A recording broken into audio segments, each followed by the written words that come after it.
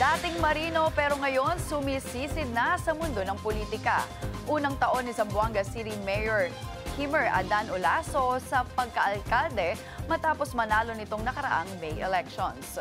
Malaking parte ng kanyang pagtakbo ng pagka-mayor si dating Mayor and Congressman Celso Lobregat.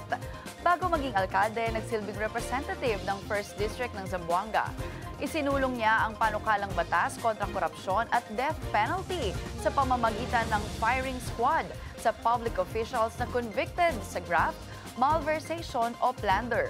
Mula Kongreso, binitbit niya ang pangakong anti-corruption campaign sa ilalim ng kanyang Limpyo Syudad or Clean City program sa city government. At para sa Politico on the Spot, ngayong gabi makakausap natin si Zamboanga City Mayor Kimmer Adan Olaso. Good evening po, Mayor. Good evening, Mayor. Good evening, Ma'am G and Sir Dexter. Magandang gabi po sa Billionaire News Channel. Kumusta po kayo? Ayan, Noches buenas. Noche, tama ba? Ang aking chabacano. Baliktad. Alright. Mayor, ito po umpisahan na natin. Ano pong reaction nyo dun sa alleged ghost farm to market road project dyan sa Zamboanga City na nabanggit po ni DA Secretary Chu Laurel? Ako ay lubos na lulungkot po at naging ghost project po at hindi po nagawa yung project. Pero hindi ko lang matukoy kung saang distrito po kasi so far dito po sa distrito namin sa District 1 na-implement naman to yung project but apparently yung ghost project hindi ko alam kung anong district po yun. So, hinahanap pa. Mayor. Hinahanap pa po. Kung nasaan. Nakakalungkot po kung nangyari man yun, nakakalungkot kasi hindi naman dapat ganun po. Dapat yung mga proyekto, dapat talagang ginagawa.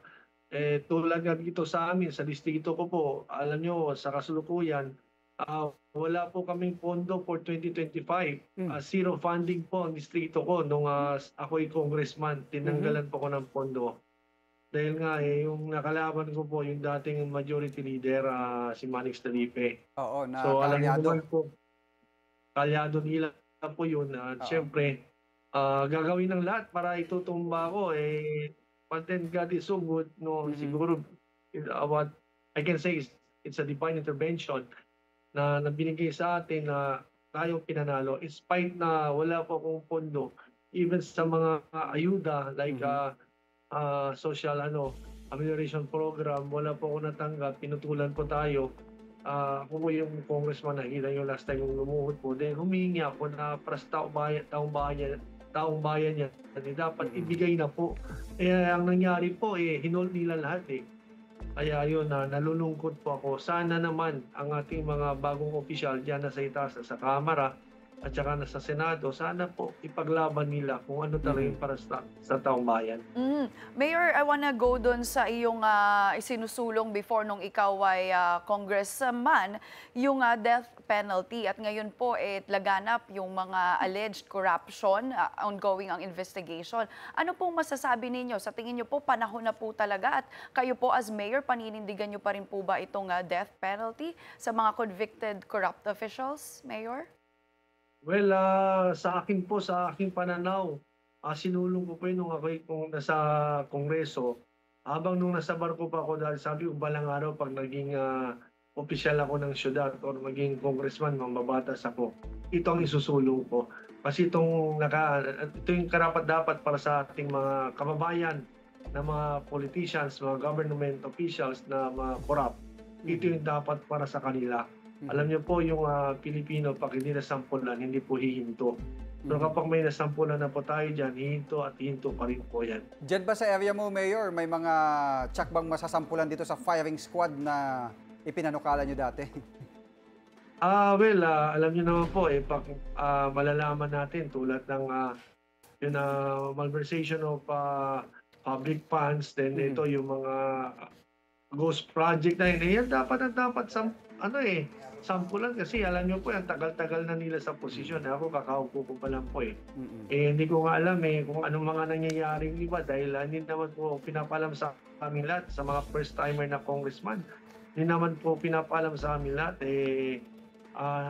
Kung pwedeng sabihin, nakatago, confidential po Kaya nakakalungkot po being a first-termer congressman at naiintindihan ko po yung mga sentido ng may mga mambabatas na hindi po nila alam kung anong nangyayari kasi that's very confidential na sa loob lang sila na po may alam. Yung mga tinatawag na Magic 5 na congressman. Alright, wishing you all the best, Mayor, sa iyong unang termino. At naway, marami pa pong makasama kayo mga politiko na nagnanais malinis ang gobyerno. Thank you. Nakausap po natin sa Zamboanga City. Maraming salamat po sa kasalukuyan na nagpadala rin po ako ng tulong sa Cebu galing po from the local government of Zamboanga City.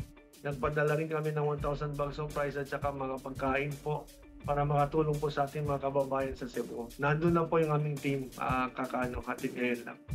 Maraming salamat po ating pong nakausap, Salamat Zamboanga City Mayor Kimmer Adan Olaso.